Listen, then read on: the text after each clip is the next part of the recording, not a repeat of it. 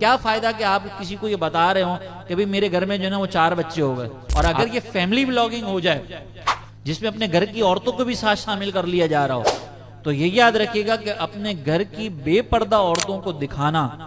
یہ نبی کریم علیہ السلام کے فرمان کے مطابق ایسا شخص دیوس ہے، اور دیوس کے بارے میں سرکار علیہ السلام نے فرمایا کہ جنت کی خوشبو بھی نہیں پائے گا۔ سوشل میڈیا کے حوالے سے میرا ایک سوال ہے، اپنی ذاتی زندگی کو شیئر کرنے کا رجحان نوجوانوں میں آج کل بڑھ گیا ہے، تو اس کے بارے میں صحیح درست غلط کے بارے میں آپ فرما دیجیے۔ دیکھیں، ذاتی زندگی کے حوالے سے شیئر کرنا کہ میں جو ہے وہ میری شادی ہو گئی، میرے اتنے بچے ہو گئے، ابھی میری دوسری شادی ہو گئی، میری طلاق بھی ہو گئی، اب تو یہ بھی باقاعدہ جو ہے نا وہ ولاگز کے اندر یہ دکھایا جا رہا ہے کہ ولاگ بنا کر اپنی بیوی کو طلاق دی جا رہی ہے۔ اس ولاگ میں دکھایا گیا کہ میں اپنی بیوی کو طلاق دے رہا ہوں، لڑائی دکھائی، اس میں طلاق دکھائی، سب کو گواہ بنانے کے لیے جتنے میرے فینز ہیں وہ گواہ ہو جائیں کہ میں نے اپنی بیوی کو طلاق دیا۔ تو اب یہ جو آہستہ آہستہ رجحان بڑھتا جا رہا ہے، میں کسی پہ اس پہ فتویٰ تو نہیں لگا رہا، لیکن ہم نے خود اپنا محاسبہ کرنا ہے کہ آپ اپنی زندگی کی جو اچیومنٹس دکھا رہے ہیں، کہیں اس کے اندر خود پسندی میں تو مبتلا نہیں ہو چکے کہ دیکھو میں نے اتنی کامیابی حاصل کر لی، مجھے یوں ہو گیا، میں نے یہ کمال حاصل کر لیا۔ تو اگر یہ چیزیں اپنی جو ذاتی نوعیت کی شیئر کی جا رہی ہیں، اس کے اندر کوئی خود پسندی کا عنصر موجود ہے، تو اب تو یہ خود پسندی کی وجہ سے گناہ بھی ہوگا۔ پھر نبی کریم علیہ السلام نے یہ ترغیب ارشاد فرمائی کہ اپنی نعمتوں کو چھپا کر انہیں محفوظ کر لو۔ تو اگر آپ کو کوئی نعمت ملی ہے تو ضروری نہیں کہ ہر چیز اٹھا کر آپ سوشل میڈیا پر ڈال دیں کہ مجھے گاڑی مل گئی، میں نے یہ فلاں گھر لے لیا، میں نے یہ کر لیا۔ تو اس صورت کے اندر اگر آپ یہ ڈال رہے ہیں تو اور اس میں کوئی ایسا خود پسندی کا عنصر نہیں بھی ہے، تو نبی کریم علیہ السلام کے اس فرمان کی خلاف ورزی کے اعتبار سے مکروہ تو ضرور ہے،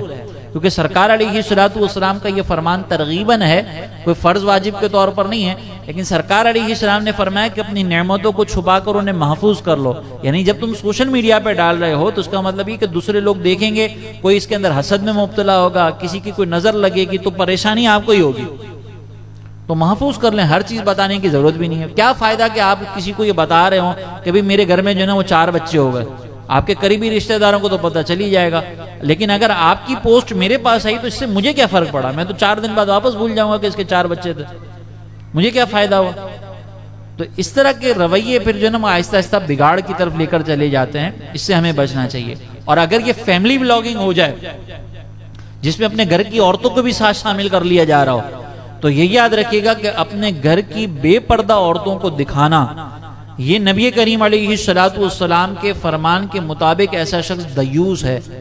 اور دیوس کے بارے میں سرکار علیہ السلام نے فرمایا کہ جنت کی خوشبو بھی نہیں پائے گا، اور جنت کی خوشبو تقریباً 40 سال کی مسافت پر آتی ہے۔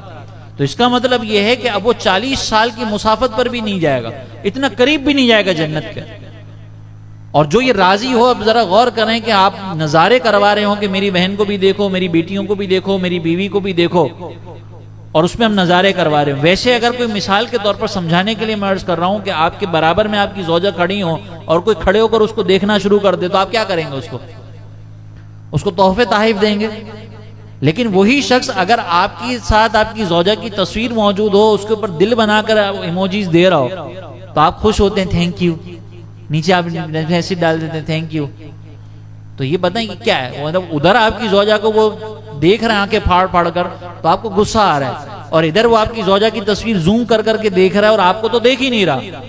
زوجہ کی تصویر زوم کر کر کے دیکھ رہا ہے، نیچے دل بنا دیا ہے، اور اس میں بھی نیت وہ آپ کی زوجہ کو دل دینے کی ہے، اور نیچے آپ تھینک یو لکھ رہے ہیں۔ تو یہ دوہرا معیار ہے یا نہیں ہے؟